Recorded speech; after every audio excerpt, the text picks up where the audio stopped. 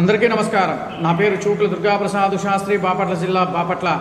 ఈ రోజున ఒక ప్రధాన అంశంతో మాట్లాడుతూ ఈరోజు మీ ముందుకు వస్తున్నాను. గత ప్రభుత్వంలో పనిచేసిన పాపం మల్లాది విష్ణు గారు బ్రాహ్మణ సామాజిక వర్గంపై ఎంత ప్రేమ ఒలకబోస్తున్నాడో పాపం మొన్న ఈ మధ్యకాలంలో విజయవాడలో జరిగిన ఒక సదస్సులో పాపం పాల్గొంటూ ఆయన మాట్లాడిన ఒక ప్రెస్ మీట్ ఒకటి పెట్టి చెప్పడం జరిగింది. దానికి సంబంధించిన కాగితం ఇదిగో చూడండి. దానికి సంబంధించిందనమాట. దీంట్లో ఏమి ప్రధానంగా మాట్లాడాడో ఒకసారి దీని మీద విశ్లేషణ చేద్దాము. ఆ యొక్క పెట్టిన ఈ పేపర్ కటింగ్ కూడా నేను దీంట్లో మెన్షన్ చేయడం జరుగుతుంది. ఆ తర్వాత మనం దాని మీద విశ్లేషణకు వెళదాము.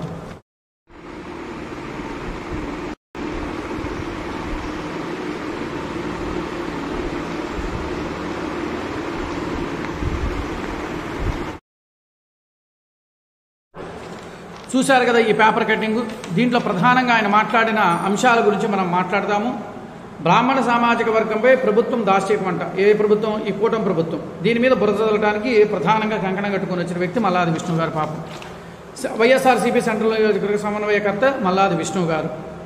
సరే, ఆయన ప్రధానంగా మాట్లాడిన అంశం ఏంటంటే టీడీపీ ప్రభుత్వంలోనూ బాగా పనిచేసిన పలువురు ఐఏఎస్ అధికారులను అప్పటి ప్రభుత్వం అంటే తెలుగుదేశం ప్రభుత్వం ఉన్నప్పుడు ముఖ్యంగా బ్రాహ్మణ సమాజ వర్గానికి సంబంధించిన ఐఏఎస్ అధికారి ఐవీఆర్ కృష్ణారావు గారిని ఏ విధంగా అవమానించారో చూశాము అని అన్నాడు. ఐవీఆర్ కృష్ణారావు గారిని అవమానించారని చెప్పని అప్పటి ప్రభుత్వం అంటే తెలుగుదేశం ప్రభుత్వం ఉన్నప్పుడు అవమానించారని చెప్పని చెప్పుకుంటూ వచ్చాడు ఈయన. సరే, మరి మీ ప్రభుత్వంలో మీకు గుర్తుందో లేదో అని చెప్తాను, గుర్తుపెట్టుకోండి. మీ ప్రభుత్వంలో ఐఏఎస్ ఆఫీసరు అయినటువంటి మన ఎల్వి సుబ్రహ్మణ్యం గారు ఉన్నారా? మీకు గుర్తుంది కదా.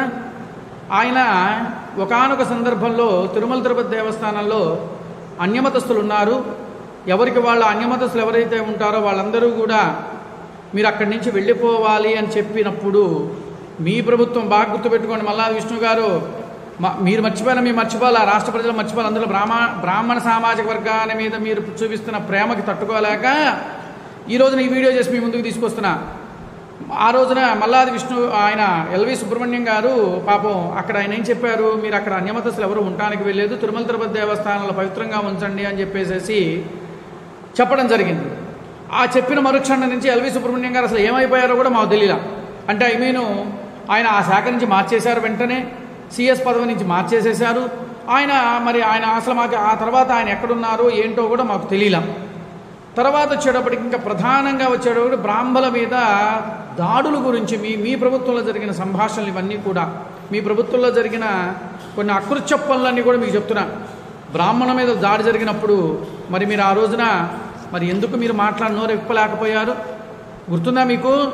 బ్రాహ్మణుల మీద దాడులు జరిగినప్పుడు అప్పుడేమన్నా నిద్రపోయారా? మరి మీరేమన్నా మా నాయకుడు ఏం చేసినా మేమేం మాట్లాడకూడదు కాబట్టి మనం చెప్పి నన్ను ఇది చేసుకున్నారా?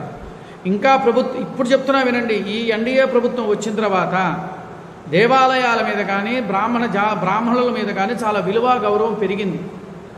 మీ ప్రభుత్వంలో ఉన్నప్పుడు ఒక బ్రాహ్మణుడంటే విలువ లేదు, దేవాలయాలంటే అస్సలు విలువ లేకుండా దేవాలయాలను ఏ విధంగా హీనస్థితికి తీసుకొచ్చారో రాష్ట్ర ప్రజలందరికీ కూడా తెలుసు. ఈ రోజున దేవాలయాల్ని ఎంత హీనస్థితికి తీసుకొచ్చారో మీ ప్రభుత్వంలో మా అందరికీ తెలుసు. ఏ విధంగా ఇబ్బందులు పెట్టారో అర్చకులను కానీ పురోహితులను కానీ లేదా ఇంకా సంబంధించిన అవన్నీ ఎన్ని చేశారో ఒక అర్చకుడిగా నాకు బాగా తెలుసండి. ఇప్పుడు మీరు వచ్చేసేసేదో చెప్పాల్సిన అవసరం లేదు. ఇంకోటి ప్రధాన అంశం ఏంటంటే శారదాపీఠంపై ఎందుకు కక్ష? ఇదే శారదాపీఠం విశాఖపట్నం జిల్లా భీమినిపట్నం మండలం కొత్తవలస శారదాపీఠం గత వైఎస్ఆర్ ప్రభుత్వం సర్కారు కేటాయించిన 15 ఎకరాల భూమిని కూటమి ప్రభుత్వం వచ్చాక రెవెన్యూ అధికారులు స్వాధీనం చేసుకున్నారు అని పేర్కొన్నారు. మీరు చెప్తున్న మాట ఇది. ఆయన ఒక పీఠము అనంటే ఏ రాజకీయానికి సంబంధించింది కాకూడదు. ఏ పీఠాధిపతులైనా మఠాధిపతులైనా ఎవరైనా సరే ఏ ప్రభుత్వానికి అనుకూలంగా అంటే అనుకూలం అంటే వాళ్ళకి ఇది కాకూడదు. పీఠాధిపతులు అంటే పీఠాధిపతులు లెక్కనే ఉండాలి. కానీ ఈ యొక్క పీఠాధిపతి ఏం చేశాడు మీకు గుర్తుందా? మా జగన్మోహన్ రెడ్డి గారు నా ఆత్మ నా పరమాత్మ అని చెప్పుకుంటూ సాగాడు. మీకు గుర్తుందా? మరి అది మీరేం చేశారా? అట్లా ఆ పీఠాధిపతులు అలా మాట్లాడటం అది కరెక్టా? అయినా ఒక పీఠానికి ఇవ్వాలి అని అంటే దానికి ఒక లెక్క విధానం ఉంటుంది. దొడ్డిదారిగా తీసుకున్నది లెక్కకి రాదు. ఇది గుర్తుపెట్టుకోవాల్సిన విషయం. మీ పీఠాధిపతి ఎవరు? విశాఖపట్నం పీఠాధిపతి పాపం ఎవరికి అనుసంధాన సైన్యంలో చేసిందనేది రాష్ట్ర ప్రజలందరికీ కూడా తెలుసు. ఇవాళేదో వచ్చేసేసి పీఠాదుల మీద దీని మీద ఏ పీఠాధిపతులకు ఇచ్చినా కూడా ఏ ప్రభుత్వం తీసుకోవాలా. ఇది కేవలం ఏం చేసింది, వాళ్ళు మానవ శ్రేయస్సు కోసం చేస్తున్నారు కొంత పీఠాధిపతులు. కానీ ఈ పీఠాధిపతి మాత్రం పాపం వైఎస్ఆర్ కాంగ్రెస్ ప్రభుత్వానికి చేసింది. అది గుర్తుందో లేదో మీకు, మాకు బాగా తెలుసు. ఆ రోజున ఆయన పబ్లిక్గా చెప్పాడు. ఏమని చెప్పాడు? మా జగన్మోహన్ రెడ్డి గారు మా ఆత్మ పరమాత్మ అని చెప్పి వాటేసుకున్నాడు. ఏ పీఠాధిపతులు కూడా ఎవరు వచ్చినా సరే, ఏ రాష్ట్ర ముఖ్యమంత్రి వచ్చినా ఎవరు వచ్చినా కూడా వాళ్ళని వాటేసుకోవటాలు కౌగిలించుకోవటాలు చెయ్యరు.